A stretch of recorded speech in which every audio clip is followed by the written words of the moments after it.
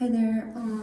So I made this video when I was driving, but I did not have my seatbelt on and it was very distracting. So I broke it up into a few different parts and I'm gonna redo the first part.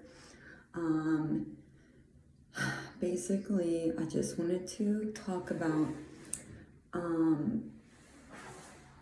I see a lot of people who've adapted maybe the woke outlook on life in America, how I see the decolonized movement was completely co-opted, the environmental movement co-opted, all these things. So what I remember happening, I had this awakening in like 2015. I was really super positive about the changes in the future. I didn't know very much yet about the Bible and Jesus, so I had a lot to learn, and also the group as a whole maybe was not entirely on board with the actual acknowledgement that it was Jesus Christ.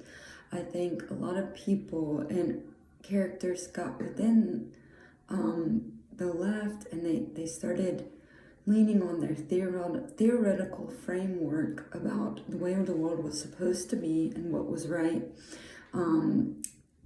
I see this as like an academic viewpoint or an anarchist theory, or all different types of human theories about why the world was the way it was. Well, this was not conducive to guiding people into uplifting and to an actual movement to help save the world, because it ignored the actual creator of the world. It didn't account for Jesus. It had rather a condemning view of America and the entire history of America and Western civilization. And I now see how that's a fallacy and how that's not Jesus, because I keep saying this, John 3:17. God did not send his son to condemn the world, but so that through him the world would be saved. So this is how I see Jesus restoring the whole of America. And also I think you can tell when someone's from God, they're going to be wanting to help the people. They won't be wanting to cut everyone down or whatever. So basically, I had gotten super depressed,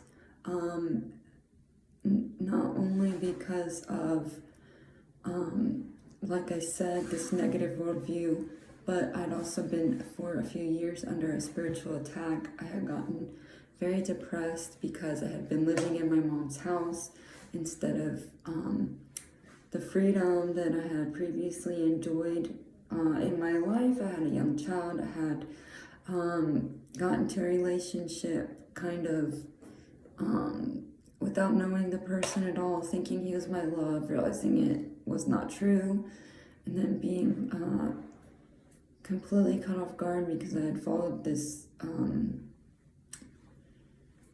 I guess, feelings, or not, it wasn't just feelings, it was kind of like some people who led me astray, and I was too young and maybe immature in my faith to be able to discern.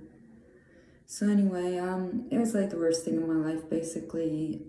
So I was recovering from that with a young child, and then COVID was happening too. So, which I was going through a lot worse than anything in COVID, before COVID even happened, because I was under this intense spiritual war. I spent maybe 3 months total in a couple of years in various hospitals. I got put in the psych ward because I tried to kill myself when my son was almost 2.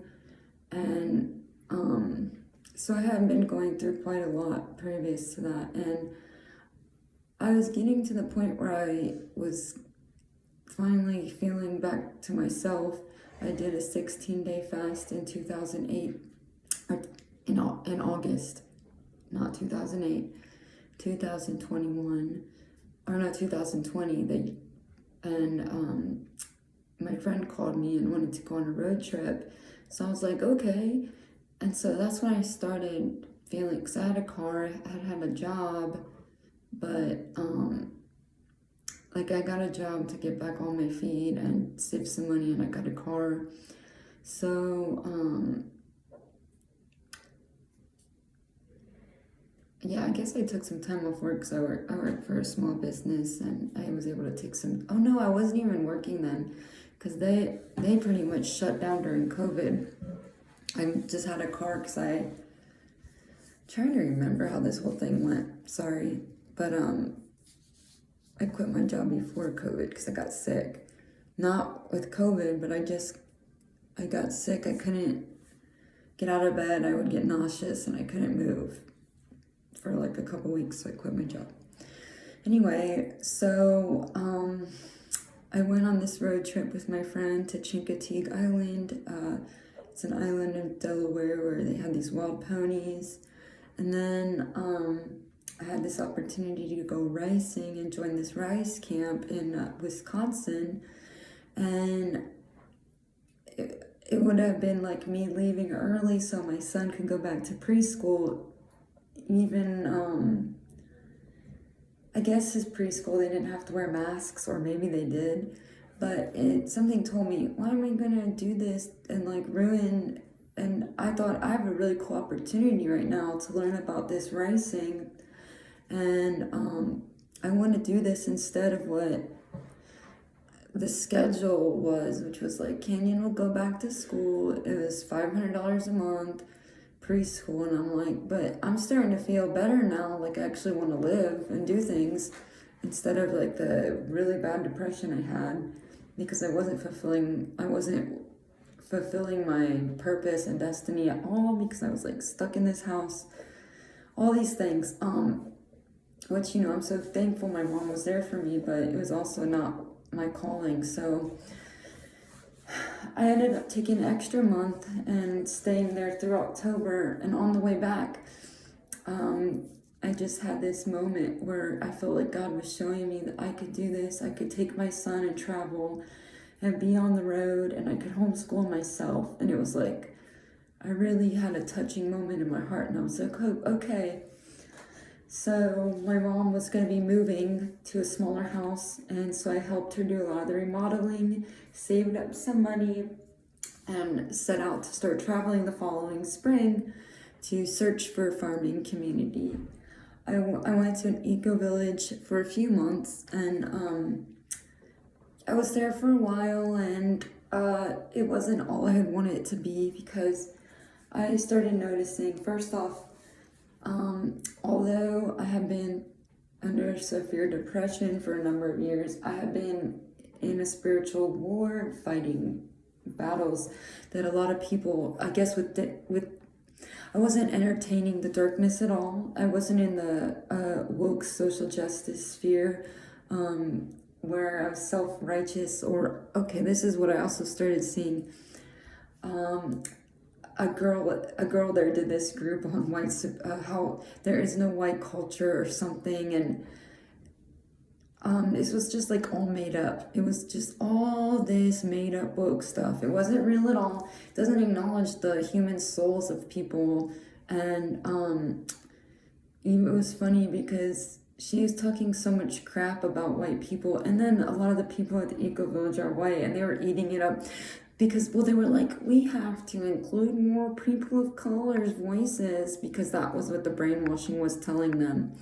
First off, I don't think that way. I'm going to tell what I know God showed me, because that's who I am. I don't operate on other humans' intellectual framework or understanding on the world. I'm going off what God has shown me, what I know feels right in my heart.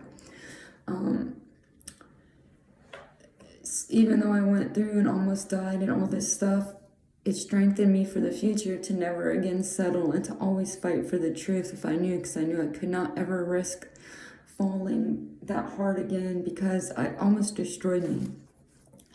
Anyway, so this girl's having this group, and I don't even want to talk about all these things that this girl's into, but she was still pretty wayward, even though she was somewhat coming out of it, not enough.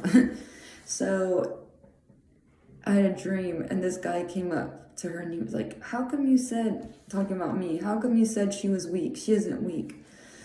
So this is a little off topic, but this got me starting to see how like the woke paradigm was kind of against me, instead of like acknowledging me as a human being, or my identity in Christ, which I now know that's what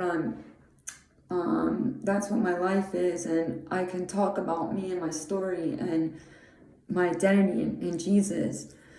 But anyway, hanging at that place, it started getting a little old because they were kind of a little more into the woke thing, which also, I'm telling you, is a lot of indulgence in what I see as sinful or earthly, worldly, even pagan. I'm not into the whole pagan idea. I love earth, but I've come to understand pagan means false gods. It is almost,